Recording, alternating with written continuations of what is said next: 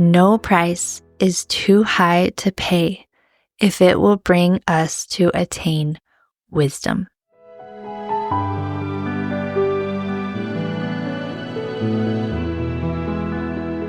Welcome back to In Her Image, a podcast where we seek and celebrate our Mother God through scripture, scholarship, the arts, and everyday life. I'm Jess, and today I will be reading for you Nephi and His Asherah by Daniel C. Peterson. This article can be found on scholarsarchive.byu.edu, and it's been really pivotal and instrumental in my journey seeking Heavenly Mother, as well as my co-hosts and many people I've met along the way. And we realized that we've never shared it here and decided to rectify that now. Nephi and His Asherah. Nephi's vision of the tree of life, among the best-known passages in the Book of Mormon, expands upon the vision received earlier by his father Lehi. And it came to pass that the Spirit said unto me, Look, and I looked and beheld a tree.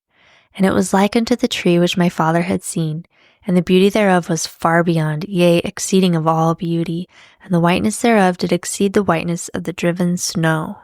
And it came to pass, after I had seen the tree, I said unto the Spirit, I behold, thou hast shown unto me the tree which is precious above all. And he said unto me, What desirest thou?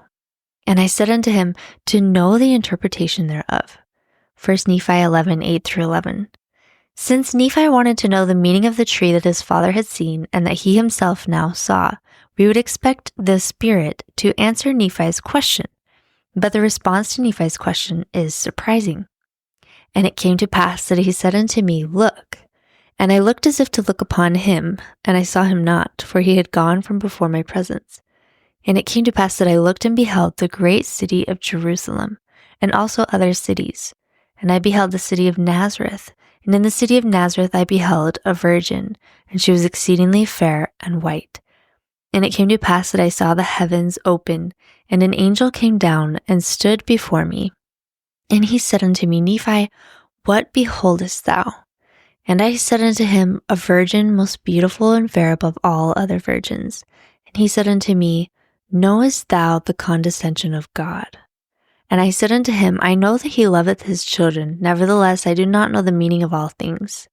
And he said unto me, Behold, the virgin whom thou seest is the mother of the Son of God, after the manner of the flesh. And it came to pass that I beheld that she was carried away in the Spirit. And after she had been carried away in the Spirit for the space of a time, the angel spake unto me, saying, Look. And I looked and beheld the virgin again, bearing a child in her arms. And the angel said unto me, Behold the Lamb of God, yea, even the Son of the Eternal Father. 1 Nephi 11, 12-21. Then the Spirit asks Nephi the question that Nephi himself had posed only a few verses before. Knowest thou the meaning of the tree which thy father saw? 1 Nephi 11:21. Strikingly, though the vision of Mary seems irrelevant to Nephi's original question about the significance of the tree, for the tree is nowhere mentioned in the angelic guide's response, Nephi himself now replies that, yes, he knows the answer to his question. And I answered him, saying, Yea, it is the love of God, which sheddeth itself abroad in the hearts of the children of men, wherefore it is the most desirable above all things. And he spake unto me, saying, Yea, and the most joyous to the soul. 1 Nephi 11, 22 and 23. How has Nephi come to this understanding? Clearly, the answer to his question about the meaning of the tree lies in the Virgin Mother with her child. It seems, in fact, that the Virgin is the tree in some sense. Even the language used to describe her echoes that used for the tree. Just as she was exceedingly fair and white, most beautiful and fair above all of other virgins, so was the tree's beauty far beyond, yea, exceeding of all beauty, and the whiteness thereof did exceed the whiteness of the driven snow. Significantly, though, it was only when she appeared with a baby and was identified as the mother of the Son of God that Nephi grasped the tree's meaning. Why would Nephi see a connection between a tree and the virginal mother of a divine child? I believe that Nephi's vision reflects a meaning of the sacred tree that is unique to the ancient Near East, and that indeed can only be fully appreciated when the ancient Canaanite and Israelite associations of that tree are borne in mind. Asherah, consort of El. The cultural and religious distance between Canaanites and Israelites was considerably smaller than Bible scholars once thought. Michael D. Coogan says it clearly. Israelite religion was a subset of Canaanite religion. In their attempts to better understand the beliefs of the ancient Israelites, modern scholars have been greatly helped by extra-biblical documents and artifacts that have been recovered from the soil of the Near East. For many years, there had been little beyond the Bible itself for them to study. The situation changed dramatically beginning in 1929 with the discovery of the Ugaritic texts at Ras Shamra in Syria. They revolutionized our understanding of Canaanite religion in general and of early Hebrew religion in particular. The god El was the patriarch of the Canaanite pantheon. One of his titles was El Olam. Frank Moore Cross Jr. noted, "We must understand it as meaning originally El, Lord of Eternity, or perhaps more properly, El, the Ancient One." The myths recorded on the tablets at Ugarit portray El as a graybeard, father of the gods and father of man. However, observed Professor Cross, no later than the 14th century BC in North Syria, the cult of El was declined, making room for the virile young god Baal Hadu, the Baal of the Old Testament. El was probably also the original god of Israel. In the earliest Israelite conception, Father El had a divine son named Jehovah or Yahweh. Gradually, however, the Israelite conception of Yahweh absorbed the functions of El, and by the 10th century BC, King Solomon's day had come to be identified with him. Asherah was the chief goddess of the Canaanites. She was El's wife and the mother and wet nurse of the other gods. Thus, the gods of Ugarit could be called the family of or the sons of El, or the sons of Asherah. Moreover, Asherah was connected with the birth of the Canaanite rulers and could be metaphorically considered to be their mother as well. She was strongly linked with the Canaanite coastal city of Sidon, at least in the period following Lehi and Nephi's departure from the Old World, and probably before. This is interesting because Lehi, whose family origins appear to lie in the north of Palestine, and who may have had a trading background, seems to have had particularly close ties with Sidon, for the name appears repeatedly in the Book of Mormon, both with its Hebrew and Egyptian forms, which at that time was one of the two harbors through which the Israelites carried on an extremely active trade with Egypt and the West. Moreover, Asherah seems to have been known and venerated among the Hebrews as well. At least some Israelites worshipped her over a period extending from the conquest of Canaan in the second millennium before Christ to the fall of Jerusalem in 586 BC, the time of Lehi's departure with his family from the Old World. Ancient Israelite women, for instance, were sometimes buried in Asherah wigs, and she may also be reflected in Israelite temple architecture. Additionally, thousands of mass-produced goddess figurines have been found at Israelite sites. Summarizing the evidence, William Dever writes of the figurines that most show the female form nude with exaggerated breasts. Occasionally she is depicted pregnant or nursing a child. But there is one significant difference between the figurines from Israelite sites and those recovered from pagan Canaanite locations. The lower body of the Israelite figurines lacks the explicit detail characteristic of the Canaanite objects. Indeed, the area below the waist of the Israelite figurines is typically a simple plain column, whereas the pagan Canaanite objects depict a highly sexualized goddess of both childbearing and erotic love. In the Israelite figurines, the aspect of the Dea Nutrix, the nourishing or nurturing goddess, comes to the fore. As Professor Dever writes, the more blatantly sexual motifs give way to the nursing mother. Asherah seems to have been popular among all segments of Israelite society over many years. She was worshipped in Israel in the time of the Judges. She was especially venerated in the countryside, but she was important in later Hebrew cities as well. Although 1 Kings 3:3 says that he loved the Lord, King Solomon brought Asherah into Jerusalem sometime after 1000 BC, and a large-scale center of Asherah worship may have functioned at Taanach, under at least the indirect patronage of the court of Solomon. After the separation of the states of Israel and Judah, King Ahab and his Phoenician-born queen Jezebel, daughter of Ethbaal, king of the Sidonians, installed Asherah in Samaria, where around 800 BCE the official cult of Yahweh included the worship of his consort, Asherah. She seems to have been worshipped there until the fall of Israel to the Assyrians in 721 BC. But the veneration of Asherah was hardly restricted to the often denigrated northern kingdom. In the south, in Judah, Solomon's son Rehoboam introduced her into the temple at Jerusalem, meaning presumably that he erected some sort of sacred symbol, sometimes referred to in the lowercase as an Asherah or the Asherah, that represented her. Kings Asa and Jehoshaphat removed Asherah from the temple, but Joash restored her. The great reforming king Hezekiah removed her again, along with the so-called Nehushtan, which 2 Kings 18:4 describes as the brazen serpent that Moses had made.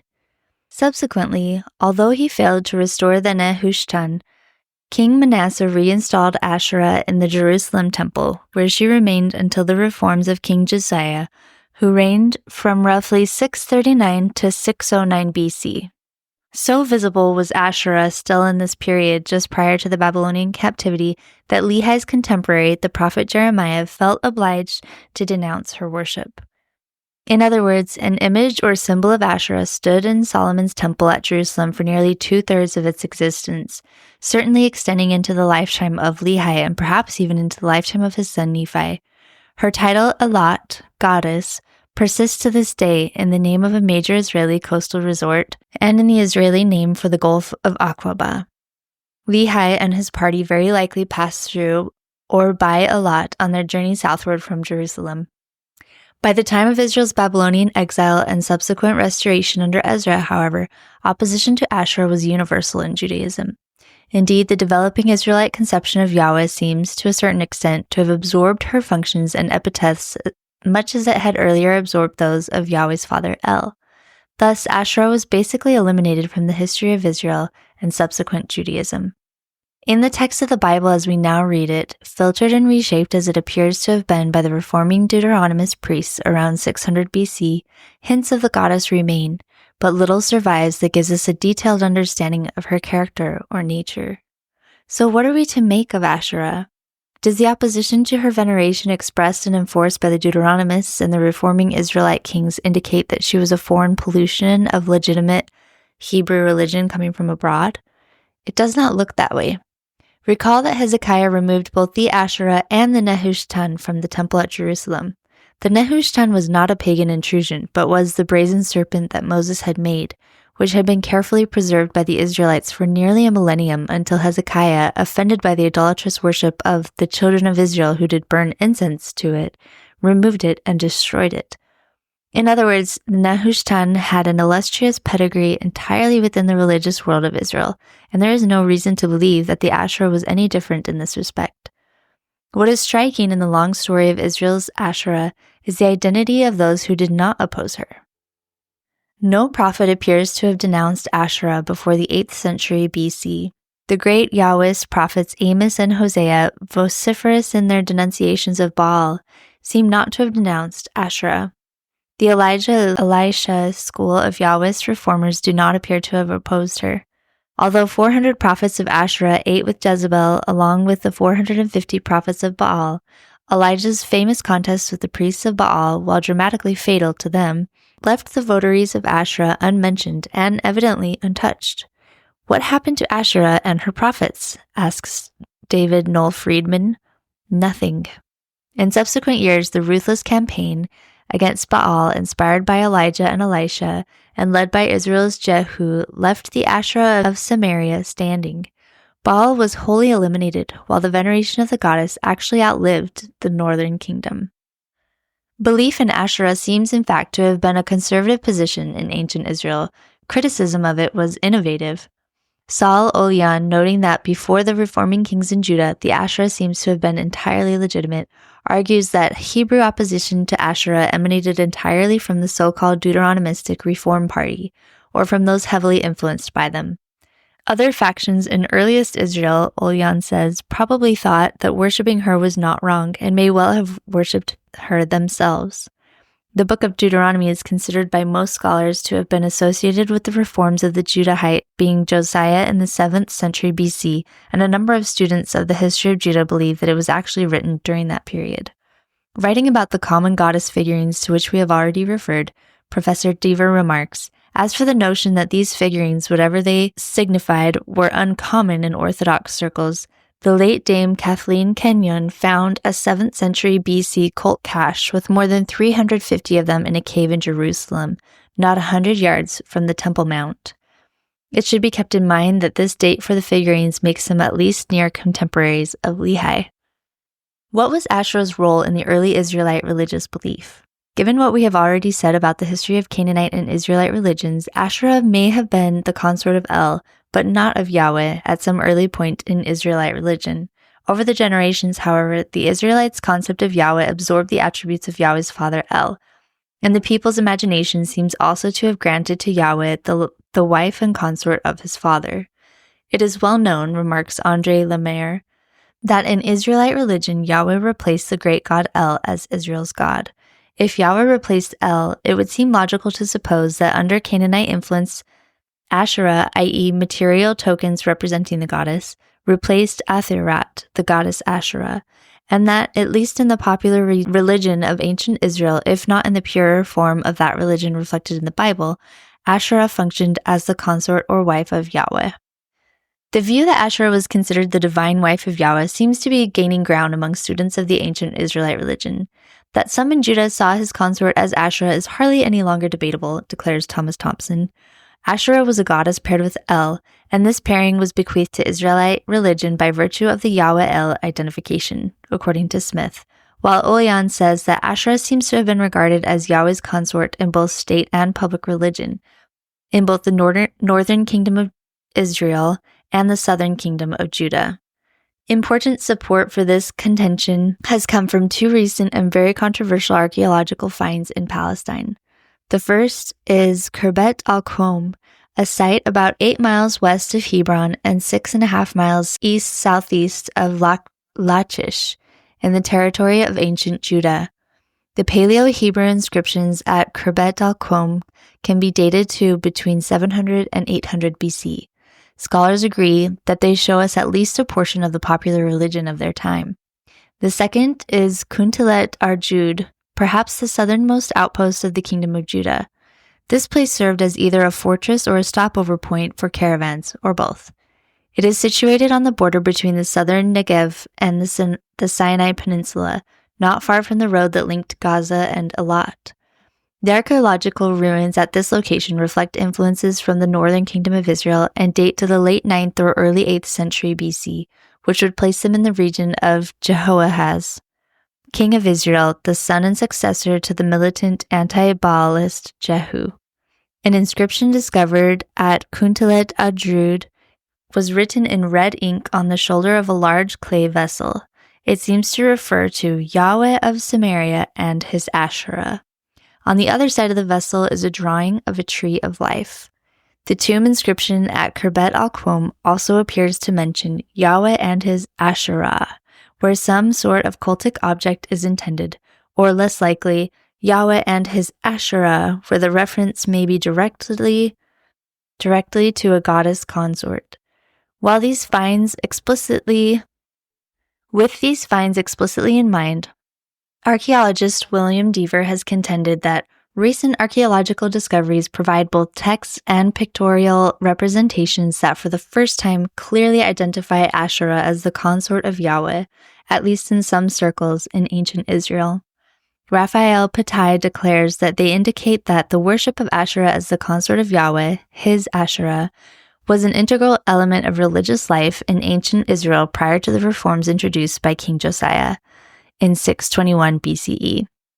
David Noel Freeman concurs, saying, "Our investigation suggests that the worship of a goddess, consort of Yahweh, was deeply rooted in both Israel and Judah in pre-exilic times." As among the Canaanites, furthermore, Asherah was also associated with earthly human fertility and human childbirth. A Hebrew incantation text found in Arslan Tash in Upper Syria, dating from the 7th century BE, i.e. to the period just prior to Nephi's vision, appears to invoke the help of the goddess Asherah for a woman in delivery. Let us now focus more precisely on the nature of the veneration that was paid to the divine consort among the Israelites. What was the Asherah that stood in the temple at Jerusalem and in Samaria? Asherah was associated with trees. A 10th century cultic stand from Ta'anak near Megiddo features two representations of Asherah, first in human form and then as a sacred tree. She is the tree. Perhaps we should think again here of the Israelite goddess figurines. It will be recalled that their upper bodies are unmistakably anthropomorphic and female, but their lower bodies, in contrast to those of their pagan Canaanite counterparts, are simple columns. William Deaver suggests that these columnal lower bodies represent tree trunks. And why not? Asherah is a tree goddess, and as such is associated with the oak, the tamarisk, the date palm, the sycamore, and many other species. This association led to her identification with sacred trees, or the tree of life. The rabbinic authors of the Jewish Mishna, 2nd, 3rd century AD, explain the Asherah as a tree that was worshipped. The lowercase Asherah was most commonly a carved wooden image, perhaps some kind of pole. Unfortunately, since it was wooden, direct archaeological evidence for it has not survived. But we know from the biblical evidence that the object could be planted, Deuteronomy 16:21, so that it stood up, 2 Kings 13:6, but that it could also be pulled down, Micah 5:13, cut, Exodus 34:13, and burned, Deuteronomy 12:3. Very probably it was of wood and symbolized a tree. It may itself have been a stylized tree. It was not uncommon in the ancient Near East for a god or goddess to be essentially equated with his or her symbol, and Asherah seems to have been no exception. Asherah was both goddess and cult symbol. She was the tree. The menorah, the 7-branched candelabrum that stood for centuries in the Temple of Jerusalem, supplies an interesting parallel to all of this. Leon Yarden maintains that the menorah represents a stylized almond tree. He points to the notably radiant whiteness of the almond tree at certain points in its life cycle. Yarden also argues that the archaic Greek name of the almond, amygdale, reflected in its contemporary botanical designation as Amygdalus conunis, almost certainly not a native Greek word, is most likely derived from the Hebrew Gedolah, meaning Great Mother. The late Bronze Age iconography of the Asherah would suggest, writes Mark Smith, that it represented maternal and nurturing dimensions of the deity. Raphael Patai has called attention to the parallels between Jewish devotion to various female deities and quasi-deities over the centuries, commencing with Asherah and popular Catholic veneration of Mary, the mother of Jesus. Interestingly, it appears that Asherah, the mother goddess par excellence, may also paradoxically have been considered a virgin. The Punic Western goddess Tanit, whom Saul Olyan has identified with Israelite Canaanite Asherah, the consort of El, the mother and wet nurse to the gods, was depicted as a virgin and symbolized by a tree. It should be apparent by now why Nephi, an Israelite living at the end of the 7th century and during the early 6th century before Christ, would have recognized an answer to his question about a marvelous tree in the otherwise unexplained image of a virginal mother and her divine child. Not that what he saw and how he interpreted those things were perfectly obvious. What he read from the symbolic vision was culturally colored. The Coptic version of the record, called the Apocalypse of Paul, shows how cultural interpretation shapes meaning. This document, which probably originated in Egypt in the mid-3rd century of the Christian era, relates a vision of the great apostle that, in this detail at least, strikingly resembles the vision of Nephi. And the angel showed me the tree of life, Paul is reported to have said, and by it was a revolving red-hot sword. And a virgin appeared by the tree, and 3 angels who hymned her, and the angel told me that she was Mary, the mother of Christ. But Nephi's vision goes even further, identifying Mary with the tree. This additional element seems to derive from precisely the pre-exilic Palestinian culture into which the Book of Mormon tells us Nephi had been born. Of course, Mary, the virgin girl of Nazareth seen by Nephi, was not literally Asherah. She was, as Nephi's guide carefully stressed, simply the mother of the Son of God, after the manner of the flesh. but she was the perfect mortal typification of the mother of the Son of God. Asherah and the biblical wisdom writings. Asherah is connected with the Bible in an entirely different manner as well. We will examine a Bible passage that seems to deal with her while also yielding several interesting parallels to the vision of Lehi and Nephi. Biblical scholars recognize a genre of writing both found in the standard canonical scriptures, for example, Job, Proverbs, Ecclesiastes, the Song of Solomon, and outside the canon that they term wisdom literature. Among the characteristics of this type of writing, not surprisingly, is frequent use of the term wisdom. But also common to such literature and very striking in texts from a Hebrew cultural background is the absence of typical Israelite or Jewish themes. We read nothing there about the promises to the patriarchs, the story of Moses in the Exodus, the covenant at Sinai, or the divine promise of kingship to David. There is instead a strong emphasis on the teachings of parents, and especially on instruction by fathers. Careful readers will note that all of these characteristics are present in the accounts of the visions of Lehi and Nephi as they are treated in the Book of Mormon. The Bible identifies two chief earthly sources of wisdom. It is said to come from the east, which is almost certainly to be understood as the Assyrio-Arabian desert, and from Egypt. The Book of Job, for example, is set in the east and lacks much, if any, trace of peculiarly Israelite or Hebrew lore. This is reminiscent of the twin extra-Israelite influences, Egypt and the desert, that the Book of Mormon and Latter-day Saint scholarship have identified for the family of Lehi and Nephi. It may be significant that a section of the Book of Proverbs, 31 verses 1 through 9, claims to represent the words of Lemuel, using a name that not only occurs among the sons of Lehi, but also is at home in the Arabian desert. Certain other motifs common to the wisdom literature are also typical of the Book of Mormon as a whole. For example, both the canonical and extra-canonical wisdom books are much concerned with the proper or improper use of speech. The Book of Proverbs warns against the dangerous enticements of the strange woman, even the stranger which flattereth with her words, and advises us to meddle not with him that flattereth with his lips. Flattering and cunning words, generally used for evil purposes and with an implication of deceit, are also a recurring concern of the Nephite record. Another consistent theme in both the Book of Mormon and Near Eastern wisdom literature is the notion that wisdom or justice or righteousness, prosperity, while folly or wickedness leads to suffering and destruction. The vocabulary of Proverbs 1 through 6, which stresses learning, understanding, righteousness, discernment, and knowledge, is obviously related to important messages of the Book of Mormon in general, and to the visions of Lehi and Nephi in particular. Similarly, Proverbs 3, 1 through 12 focuses on our need to hear inspired wisdom, as well as on the promise of life and our duty to trust in the Lord rather than being wise in our own eyes. Each of these admonitions can also be documented abundantly throughout the text of the Book of Mormon, notably Nephi's repeated invitation to put our trust in the Lord rather than in the arm of flesh. In Nephi's vision of the Tree of Life, the great and spacious building symbolizes the wisdom and pride of the world, which shall fall. But among the interesting correspondences between ancient Near Eastern wisdom literature and the Book of Mormon, one is of special interest for the present article. Wisdom itself is represented in Proverbs 1 through 9 as a female person. Indeed, here and elsewhere in ancient Hebrew and Jewish literature, wisdom appears as the wife of God, which can hardly fail to remind us of an ancient Asherah. She may even have played a role in the creation. The Lord by wisdom hath founded the earth, says Proverbs 3:19.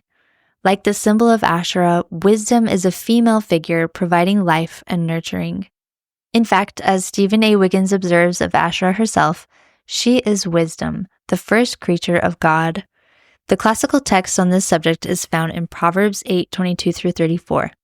The Lord possessed me in the beginning of his way before his works of old. I was set up from everlasting, from the beginning, or ever the earth was.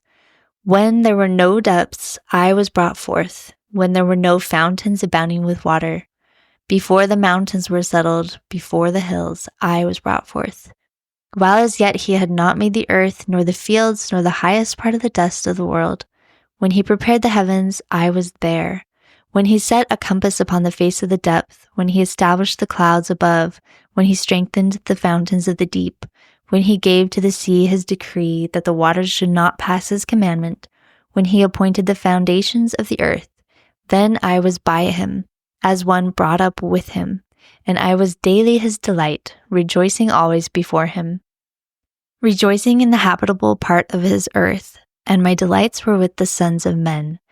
Now therefore hearken unto me, O ye children, for blessed, Asherah, are they that keep my ways. Hear instruction and be wise, and refuse it not. Blessed, Asherah, is the man that heareth me. The use of the Hebrew word Asherah in this connection from the same root, shur, that underlies the word Asherah is probably significant. Happy, Asherah, is the man that findeth wisdom. Proverbs 3:13. A similar wordplay may be going on behind the word happy in 1 Nephi 8:10, 12, and perhaps even joy and joyous in 1 Nephi 8:12 and 11:23. Another noteworthy fact is that the tree of life, which recalls the Asherah, appears in Israelite tradition as a metaphorical expression for wisdom.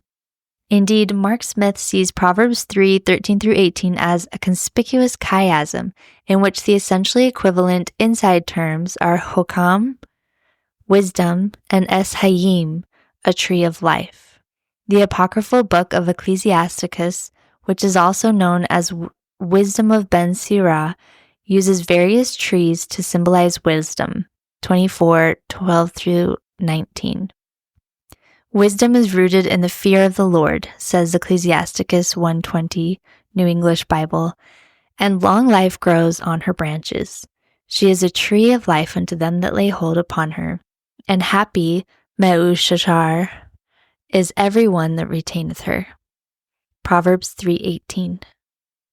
Several parallels between the language of Proverbs 1:9 and the language of the visions in 1 Nephi will be apparent to careful readers. Note, for example, in Proverbs 3:18 quoted above, the image of taking hold, which recalls the iron rod of Lehi and Nephi's visions. The New English Bible translation of Proverbs 3:18 speaks of grasping her and holding her fast in very much the same way that Lehi and Nephi's visions speak of catching hold of and holding fast to the rod of iron. Proverbs 4:13 advises us to take fast hold of instruction. Let her not go, keep her, for she is thy life. Apocryphal Baruch 4:1 declares that all who hold fast to wisdom shall live, but those who forsake her shall die.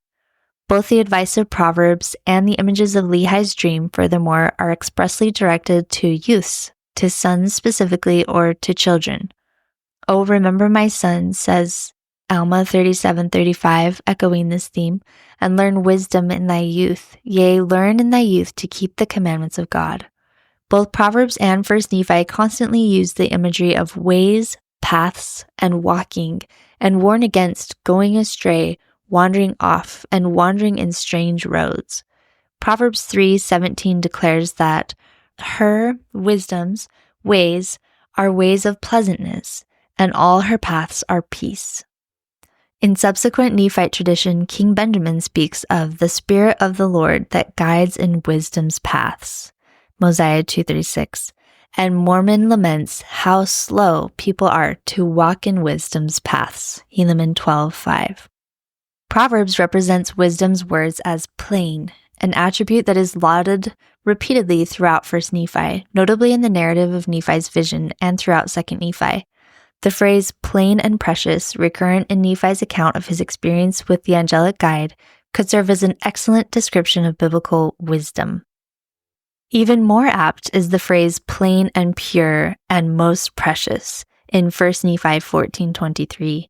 In Proverbs 8:19, wisdom declares, "My fruit is better than gold, yea, than fine gold." She is more precious than rubies, says Proverbs 3:15, and all the things thou canst desire are not to be compared unto her. Wisdom, declares Ecclesiasticus 4:11, raises her sons to greatness. Similarly, Lehi and Nephi's tree was precious above all, 1 Nephi 11:9, a tree whose fruit was desirable to make one happy, 1 Nephi 8:10, desirable above all other fruit, 1 Nephi 8:12-15, compare 11:22.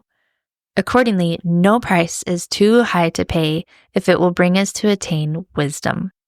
I say unto you, Alma the Younger remarked to the poor among the Zoramites in the context of a discussion centering on a seed and on the tree of life that could be nourished out of it, it is well that ye are cast out of your synagogues, that ye may be humble, and that ye may learn wisdom. Alma 32:12. Confident in the quality of what she has to offer, wisdom, according to Proverbs, invites others to partake. Wisdom crieth out, she uttereth her voice in the streets. She crieth in the chief place of concourse, in the opening of the gates, in the city she uttereth her words. Doth not wisdom cry, and understanding put forth her voice? She standeth in the top of high places, by the way in the places of the paths. She crieth at the gates, at the entry of the city, at the coming in at the doors. She hath sent forth her maidens. She crieth upon the highest places of the city. Yet, for all her exalted status, wisdom must face scorners, which must surely remind the reader of 1 Nephi of those in the large and spacious building who point the finger of scorn at the saints coming forward to partake of the tree of life. This building seems to represent a human alternative to the true wisdom, the divine wisdom of God. Nephi records that it symbolizes the world and the wisdom thereof, 1 Nephi 11:35. Wisdom represents life, while the lack of wisdom leads to death. Perhaps the juxtaposition of a living and nourishing tree in 1 Nephi with the inanimate structure from which the worldly lean out to express their disdain is intended to make this point. For the upright shall dwell in the land, and the perfect shall remain in it, but the wicked shall be cut off from the earth, and the transgressors shall be rooted out of it. For whoso findeth me findeth life, wisdom says in Proverbs 8:35-36, and shall obtain favor of the Lord. But he that sinneth against me wrongeth his own soul. All they that hate me love death. The sinner, in fact, falls into the clutches of the whorish woman, the rival to Lady Wisdom, for her house inclineth unto death, and her paths unto the dead. None that go unto her return again, neither take they hold of the paths of life. Ammon in the Book of Mormon closely echoes the warning of Proverbs. O how marvelous are the works of the Lord, and how long doth he suffer with his people, yea, and how blind and impenetrable are the understandings of the children of men, for they will not seek wisdom, neither do they desire that she should rule over them. Mosiah 8:20. Ecclesiasticus 4:19 says of wisdom and of the individual who strays from her, that she will desert him and abandon him to his fate. In Lehi's vision, those who rejected the fruit of the tree fell away into forbidden paths and were lost, 1 Nephi 8:28, or were drowned in the depths of the fountain, 1 Nephi 8:32. Many were lost from his view, wandering in strange roads, 1 Nephi 8:32. It was for fear of this possible outcome that, after partaking of the fruit of the tree, Lehi was desirous that his family should partake of it also, 1 Nephi 8:12. In a parallel vein, Ecclesiasticus 4:15-16 tells us that wisdom's dutiful servant will possess her and bequeath her to his descendants. In 1 Nephi 8:13-14, Lehi's tree is associated with a river and a spring of water. The symbols of fountain and tree of life are frequent in wisdom literature too. Nephi himself in 1 Nephi 11:25 actually equates the tree of life with the fountain of living waters, which waters, he relates, are a representation of the love of God. And I also beheld, he continues, that the tree of life was a representation of the love of God. The inclusion of 1 Nephi of two authentically pre-exilic religious symbols, Asherah and wisdom, that could scarcely have been derived by the New York farm boy Joseph Smith from the Bible, strongly suggests that the Book of Mormon is indeed an ancient historical record of the Semitic tradition. Thank you for listening. If you enjoy this podcast, we invite you to come on over to patreon.com/inherimagepodcast for more content and community. You will have opportunities to participate in Q&A sessions, quarterly book clubs, access to a Marco Polo or Facebook group chat with our hosts, and the insider scoop on events, meetups, and retreats. We're so excited to meet you. And of course, tune in next Sunday for another inspiring episode.